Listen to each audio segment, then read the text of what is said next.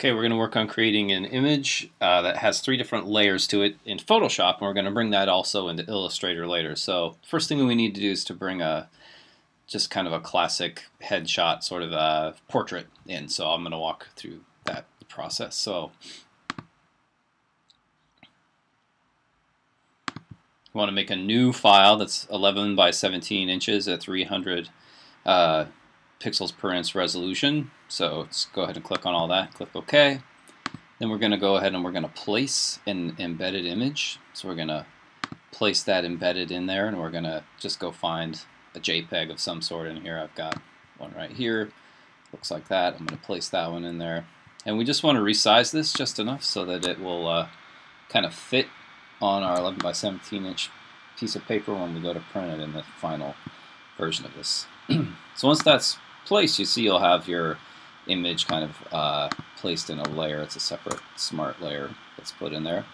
Then what we want to do is we want to go ahead and adjust the make adjustments to it if you want to make any adjustments. So down here in this corner on the layers palette, there's an adjustments layer thing that you can pick. And I'm just going to go ahead and pick levels here. I'm just going to try and blow out the white background here. So I'm just going to adjust that. And there are these sliders that you can play around with that'll really kind of do crazy things with it. So it's up to you how much or how little of that you want to play with. But we just kind of want to get good, solid, high contrast really is the best kind of thing for what we're going to do today. So once we get all of that set, you can see my adjustment layer here and my original layer and then the background. Once I get that all set, I'm just going to go ahead and convert this into a grayscale image.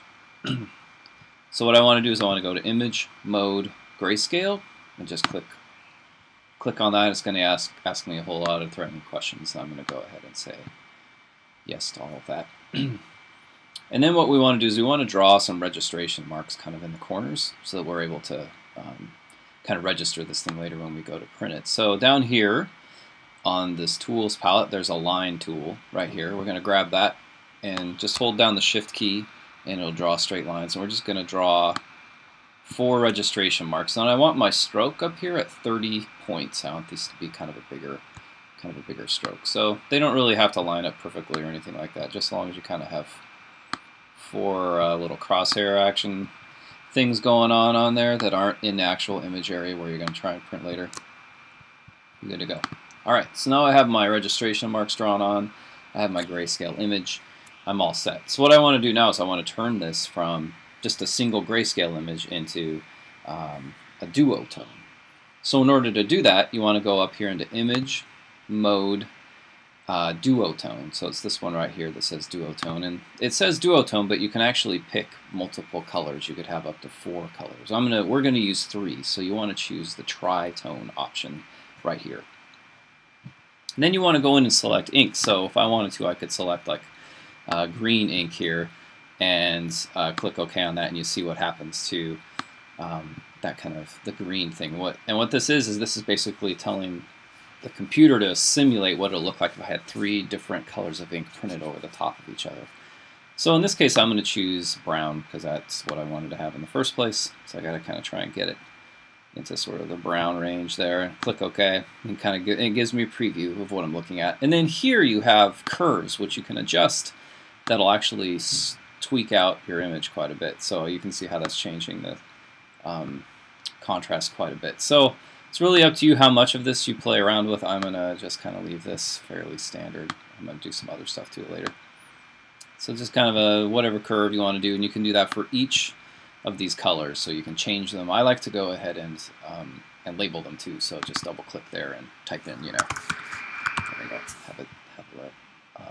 have it labeled so you can tell which one's which. So again, it's Tritone. We have our 3 colors. We adjust these. Click OK. And once you do that, now you can see it's simulating what it would look like with just those 3 colors printed. But what we actually want to do is we want to go in here and go into Image, Mode, and instead of having it duotone, we want to switch over to multi-channel now. So again, we go from RGB to grayscale to duotone, and now we're going to go to multi-channel. So we're going to click on that one. It's going to ask me to flatten the layers. You can just say yes. So now I just have one background, right? And you think, great, Now, if I sent this to print, it would just try and print something that approximated what I'm seeing on the screen. But if I click over here on my channels, so again, layers is here, the channels, your layout may look a little different than mine, but you just have to find this icon. You can find your channels, and if I turn these off, this shows me what it looks like with just the brown. So that shows what just the brown ink would look like. And this one would be like my red ink, right? And then this one would be like just the blue. And so if I just printed the blue and the brown together, they'd look like that. If I just printed the red and the brown together, it would look like that. And you know, the blue and the red together would look kind of purpley. So that's all great. We've got all of our that's kind of broken out for us now, so we can alter them separately. So what I want you to do is I want you to go ahead and just turn off the eyeball. So that's always the way in Photoshop to turn stuff on and off, and just select the red one. So the red one should look like this. It should have a the eyeball on. It should be highlighted in a color so that you know that it's not the brown one I'm working on, but it's the red one. And I don't really want all of this kind of red. I really want to just emphasize the red on this guy's head where he got hit with this thing that left the paint on his head. So I'm going to go ahead and just select all. So if you do that, you'll get this thing, the selection that dances around the edge of your image. And you want to just go ahead and select all. And then we want to go up into Image, Mode, Adjustments, and go to again, we'll go to levels again. And I can just go ahead, and if I want to, I can actually select kind of that kind of thing, and I can just tweak these. So I'm going to try and get that red to really pop out of there. So I'm just going to play around with it for just a minute here to see what I can get it to do.